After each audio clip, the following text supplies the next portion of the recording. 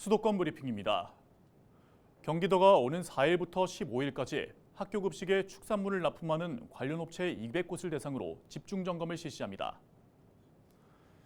이번 점검은 지난해 실시한 특별 점검에서 위생 불량 등 위법 사례가 확인돼 마련됐는데요.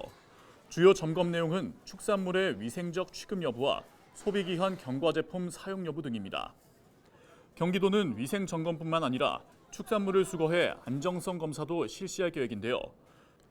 특히 분쇄육과 살균 제품 등에 대해서는 식중독균 검사도 진행할 방침입니다. 경기도가 12월부터 내년 3월까지 기존보다 강화된 미세먼지 계절 관리제를 시행합니다. 관리제 시행에 따라 오전 6시부터 오후 9시까지 배출가스 5등급 차량의 운행이 제한되는데요. 저공해 조치를 하지 않은 5등급 차량이 경기도에서 운행 중 적발될 경우 10만 원의 과태료가 부과됩니다. 초미세먼지 비상저감 조치 발령 시 공공기관에서는 차량 이부제도 실시합니다. 최근 중국에서 호흡기 질환이 유행한다는 소식 들어보셨죠? 이 중에는 코로나19처럼 폐렴을 일으키는 바이러스도 있어 전 세계가 신경을 곤두세우고 있습니다. 이 중 전 세계가 가장 주목하고 있는 바이러스가 바로 미코플라즈마인데요. 원래 겨울철에 몇 년 주기로 유행하던 바이러스가 올해는 여름부터 유행했습니다. 이 바이러스는 주로 면역력이 약한 어린이 위주로 감염되고 증상은 발열과 두통, 기침 등 감기랑 매우 흡사합니다. 통상적으로 약물 치료가 가능하지만 일부는 폐렴으로까지 이어지며 심지어 사망에 이를 수도 있습니다. 이처럼 호흡기 질환이 유행하는 이유는 바로 오랫동안 코로나19 방역을 이어오면서 다른 바이러스에 대한 자연 면역력이 떨어진 점을 꼽을 수 있겠습니다. 아무래도 몇 년 동안 한 가지 바이러스를 대상으로 집중 방역을 하다 보니 사각지대가 생겼다고 볼 수 있겠죠. 여기에 더해 코로나19 방역과 개인 위생 수칙이 느슨해졌고 설상가상 호흡기 질환이 유행하는 겨울이 다가온 겁니다. 하지만 다행히 현재 호흡기 질환은 새로 생겨난 게 아닌 기존 질환이 유행하는 현상이기 때문에 아직까지는 사스나 코로나 같은 팬데믹으로 이어질 위험은 거의 없다고 합니다.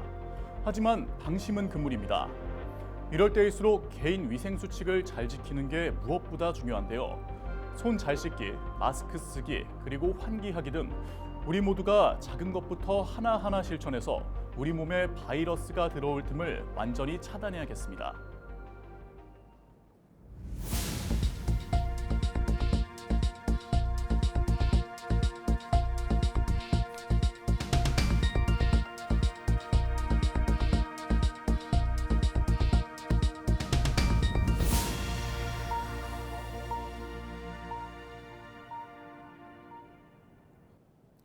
사업 등록을 하지 않고 동물 미용업을 한 무등록 업소들이 서울시에서 적발됐습니다.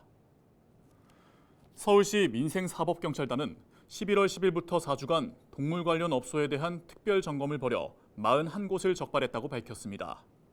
서울시 민사단은 적발된 업소 가운데 무등록 동물 위탁업 1곳과 동물 미용업 4곳을 입건했으며 영업시설 기준 위반 1개소와 폐업 신고 미이행업소 35개소는 자치구에 행정처분을 의뢰했습니다.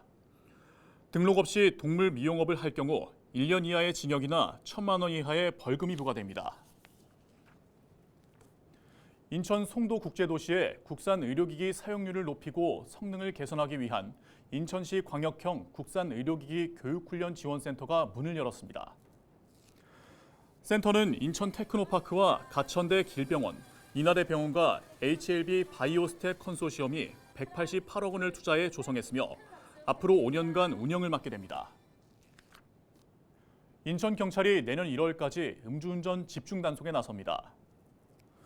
음주 단속은 매일 실시하되 매주 수요일과 목요일, 금요일은 10개 경찰서가 일제히 음주운전 단속을 벌이고 특히 목요일은 경찰청 주관으로 전국적으로 일제히 단속할 예정입니다.